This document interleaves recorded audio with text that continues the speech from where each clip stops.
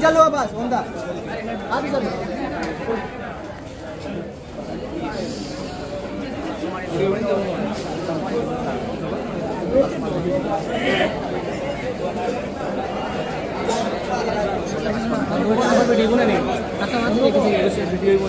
आता ही ऐसे मतलब सेफ उठाए मैं भी नहीं किसी क्या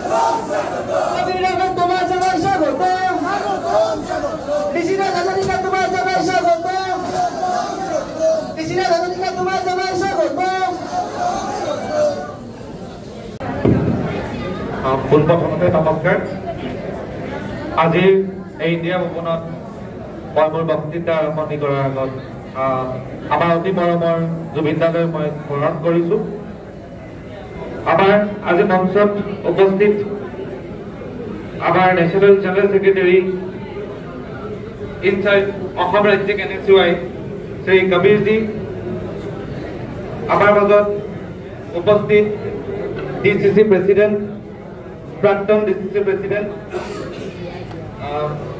NSUI ऋषिराज हाजरिका डांगरिया इमामुल हक डांगरिया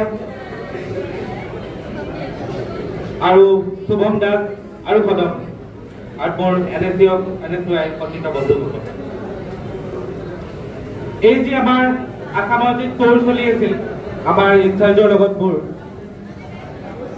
এই তোৰটো আমাৰ আৰম্ভণি হৈছিল উত্তৰ অসমৰ পৰা নৰ্থ আসামৰ পৰা আমি আপাৰ আসাম কৰি লোৱাৰ আসামৰ পিছত এতিয়া আমি বাৰাকবেলি যে হিমন্ত বিশ্ব শৰ্মাই নিজেও নাজানে যে ABMP তেওঁৰ হয় নে নহয় তেওঁক এটাই কথা কৈ দিব বিচাৰো যে আপুনি যে কয় যে কংগ্ৰেছ দল লোৱাৰ আসামৰ পৰা চলে কোৱাত যুৱ কংগ্ৰেছ লোৱাৰ আসামৰ পৰা চলে NSUI লোৱাৰ আসামৰ পৰা চলে তেওঁক এটা কথা ক'ব বিচাৰিছো যে উত্তৰ অসমৰ পৰা আৰম্ভ কৰিছিলো এই যাত্ৰা উত্তৰ অসমৰ পৰা আৰম্ভ কৰিছিলো আপুনি এখন জিলা দেখাওক য'ত NSUI শক্তিশালী নহয় NSUI আমি উত্তৰ অসমৰ পৰা আপাৰ আসামৰ পৰা লোৱাৰ আসামৰ পৰা আজি বাৰাকবেলি শিলচৰক লৈ যি কৰিমগঞ্জক লৈ আপুনি বিভিন্ন ধৰণৰ ৰাজনীতি কৰে, জাতি জনগোষ্ঠী ধৰ্মক লৈ আপুনি ৰাজনীতি কৰে। আজি এটা কথা আপোনাক ক'ব বিচাৰো যে আপুনি চাওক এবাৰ এইখন মঞ্চত ইয়াত হিন্দু মুছলমান বেংগলী অসমীয়া মণিপুৰৰ পৰাও আছে। আপুনি এবাৰ চাওক এইখনে আমাৰ ছাত্ৰ সমাজ যি জুবিন দাই কৈছিলে যে আমাৰ কোনো জাতি নাই, আমাৰ কোনো ধৰ্ম নাই। আৰু এই ছাত্ৰ সমাজে এই কথা প্ৰমাণ কৰিছে। আৰু এয়া হৈছে NSUI, য'ত আমি বিভিন্ন জাতি জনগোষ্ঠী হিন্দু মুছলিম সকলো এক হৈ চলো। ইয়াত কোনোবাই আনজনক সুধিছে নেকি তুমি হিন্দু নে মুছলমান? কোনোতো সোধা নাই। তোমালোকে কোনোবাই কেতিয়াবা ABP ল'ৰাৰ লগত কথা পাতিছানে? তোমালোকক প্ৰথমে সুধিব তোমালোকৰ টাইটেলটো কি, আৰু NSUI তোমাক প্ৰথমে সুধিব তুমি কি ডিগ্ৰী কৰি আছা। এইটোৱে আমাৰ ডিফাৰেঞ্চ ABP আৰু NSUIৰ মাজত। আজি মোৰ বিশ্বাস আছে যে যি আগন্তুক আমাৰ আসাম ইউনিভাৰ্চিটি ইলেকশ্যন আহি আছে তাতেও আমি ভাল ফলাফল দেখাবলৈ চেষ্টা কৰিম। আৰু মোৰ বিশ্বাস আছে এই NSUI যি আজি কাছাৰ ডিষ্ট্ৰিক্টৰ পৰা যি প্ৰমাণ কৰিলে যে ইমান সমূহ ছাত্ৰ ছাত্ৰী একগোট হৈ আহিছে এই সভালৈ। আৰু মই গম পোৱা মতে প্ৰায় 10টা-11টা বজাৰ পৰা আপোনালোক বহি আছে। হয়, আমাৰ কিছু সময় পলম হ'ল, কিন্তু মই ভাবা নাছিলো যে শিলচৰত এনেকুৱা ধৰণৰ NSUI হ'ব পাৰে। আৰু মোৰ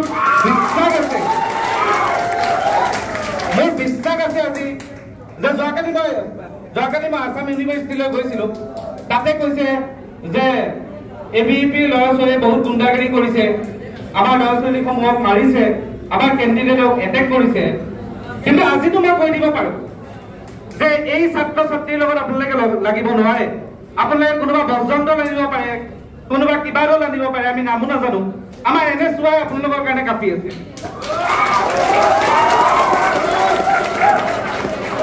আৰু আগন্তুক দিনত যি 2026 চনৰ ইলেকশ্যন আহি আছে, মোৰ বিশ্বাস আছে যে NSUI গৌৰৱ গগৈ ডাঙৰীয়া হাত শক্তিশালী কৰি আমি কংগ্ৰেছ দলক চৰকাৰলৈ আনিব সক্ষম হ'ম। আৰু যি হিমন্ত বিশ্ব শৰ্মা ডাঙৰীয়াই বাৰে বাৰে কথাই প্ৰতি কয় হিন্দু মুছলমানৰ কথা, আপোনালোক সকলোকে এটা বস্তু কওঁ, যেতিয়াই হিন্দু মুছলমান ক'ব আপোনালোকে ক'ব আমাৰ কলেজৰ বাথৰুম ক'ত। যেতিয়াই ক'ব বেংগলী অসমীয়াৰ কথা আপোনালোকে ক'ব আমাৰ স্কলাৰশ্বিপ ক'ত। যেতিয়াই আপোনালোকে ক'ব যে হিন্দু মুছলমানৰ কথা আপোনালোকে ক'ব আমাৰ ক্লাছৰুমত AC কেলে নাই, তেওঁতো AC ৰুমত বহি থাকে। তেওঁ যেতিয়া USDMৰ কোনোবাই কথা ক'ব তেওঁ আপোনালোকে ক'ব যে আমাৰ বাছ ক'ত, আমাৰ ৰাস্তা ক'ত। আমাৰ মূল সমস্যাবোৰৰ ওপৰত তেওঁ কথা নকয়। তেওঁ ফালৰি কৰি তেওঁ হিন্দু মুছলমানৰ কথা আনে, তেওঁ বেংগলী অসমীয়াৰ মাজত যুঁজ লগাবলৈ তেওঁ চেষ্টা কৰে। এইসমূহ কথা আমি বাদ দি আমি আগন্তুক দিনত আমি চেষ্টা কৰিব লাগিব যে আমি NSUI কেনেকৈ ছাত্ৰ সমাজক শক্তিশালী কৰিব পাৰো আৰু এই হিমন্ত বিশ্ব শৰ্মা চৰকাৰখনক আমি ওপৰাব পাৰো। মই বেছি দীঘলীয়া নকৰো, যিহেতু আৰু এজন আমাৰ মাজত মূল অতিথি আছে, আপোনালোকৰ ইনচাৰ্জ আমাৰ অসম ৰাজ্যিক NSUI ইনচাৰ্জ শ্ৰী কবিৰজী, তেওঁকো অনুৰোধ কৰিম দুই এষাৰ তেওঁ ক'ব আৰু আপোনালোকৰ কথা তেওঁ বুজিব। মই এইখিনি কৈ মই মোৰ বক্তৃতা সামৰণি কৰিছো। ধন্যবাদ। জয় হিন্দ, জয় অসম। ধন্যবাদ।